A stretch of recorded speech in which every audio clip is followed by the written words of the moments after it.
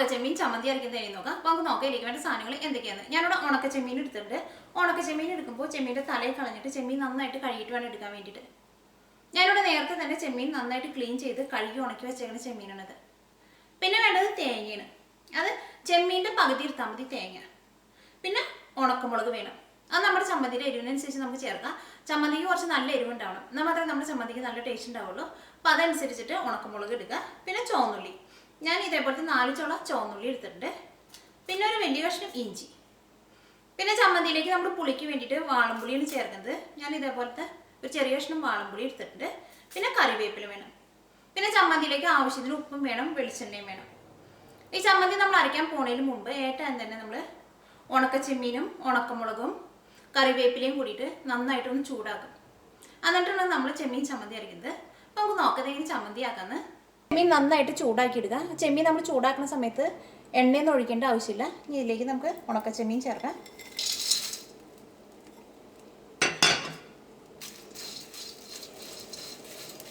ഒരു മീഡിയം ഫ്ലെയിമിലിട്ടിട്ട് വേണം ഉണക്കച്ചെമ്മീൻ ചൂടാക്കി എടുക്കാൻ വേണ്ടിയിട്ട്.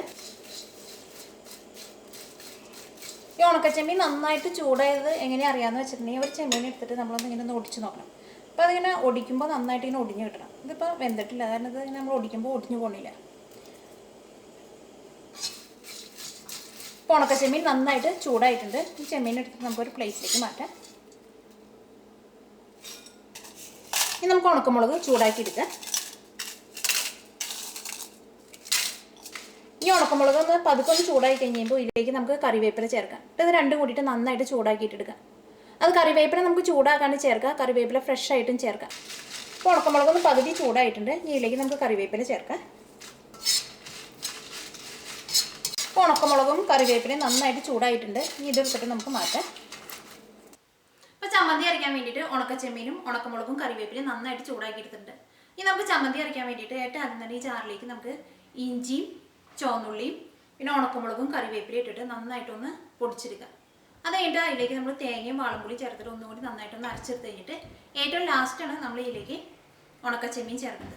ഇതിന് വേണ്ടിയിട്ട് ഈ ജാറിലേക്ക് നമുക്ക് ചുവന്നുള്ളി ചേർക്കാം. ചുവന്നുള്ളി ചേർക്കുമ്പോൾ നമുക്ക് പതുക്കൊന്ന് ചെറുതാക്കിയിട്ട് ചേർക്കാം. ഇഞ്ചി ചേർക്കാം. ഇഞ്ചി നമുക്ക് പതുക്കൊന്ന് ചെറുതാക്കിയിട്ട് ചേർക്കാം. ഇതിലേക്ക് ഉണക്കമുളകും കറിവേപ്പിലയും ചേർക്കാം.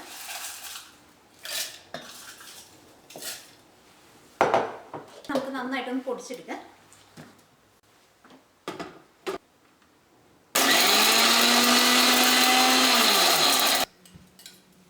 ഇപ്പം നമ്മൾ നന്നായിട്ട് നമ്മളൊന്ന് പൊടിച്ചെടുത്തിട്ടുണ്ട്. ഇനി ഇതിലേക്ക് നമുക്ക് തേങ്ങയും വാളംപുളിയും ചേർക്കാം.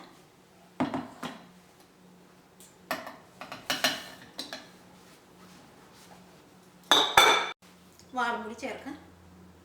ചമ്മന്തിയിലേക്ക് നമുക്ക് ആവശ്യത്തിന് ഉപ്പ് ചേർക്കാം. ഈ തേങ്ങയും വാളംപുളിയും കൂടിയിട്ട് നമുക്ക് അരച്ചെടുക്കാം.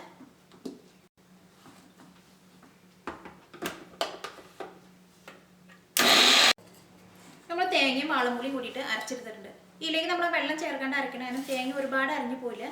ആ ചമ്മന്തിയുടെ കൃത്യം പാകത്തിന് തേങ്ങ നമുക്ക് അരഞ്ഞു കിട്ടും. ഇനി ഇതിലേക്ക് നമുക്ക് ഉണക്കച്ചെമ്മീൻ ചേർക്കാം.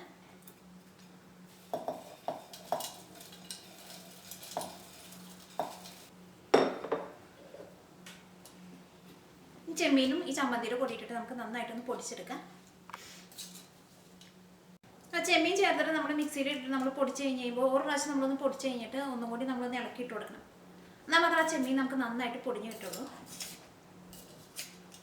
ഇപ്പം ചമ്മന്തി നമ്മൾ നന്നായിട്ട് അരച്ചെടുത്തിട്ടുണ്ട്. ഈ ചമ്മന്തി നമുക്കൊരു പ്ലേറ്റിലേക്ക് മാറ്റാം.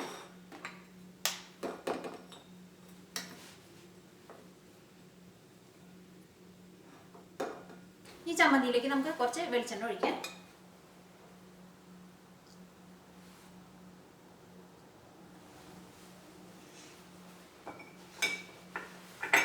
നന്നായിട്ടൊന്ന് മിക്സ് ചെയ്യാം. ചെമ്മീൻ ചമ്മന്തി റെഡി ആയിട്ടുണ്ട്. ചമ്മന്തി വേണമെന്നുണ്ടെങ്കിൽ നമുക്ക് കൈ കൊണ്ട് നല്ലൊരു ഉരുളയാക്കിയിട്ട് എടുക്കാം.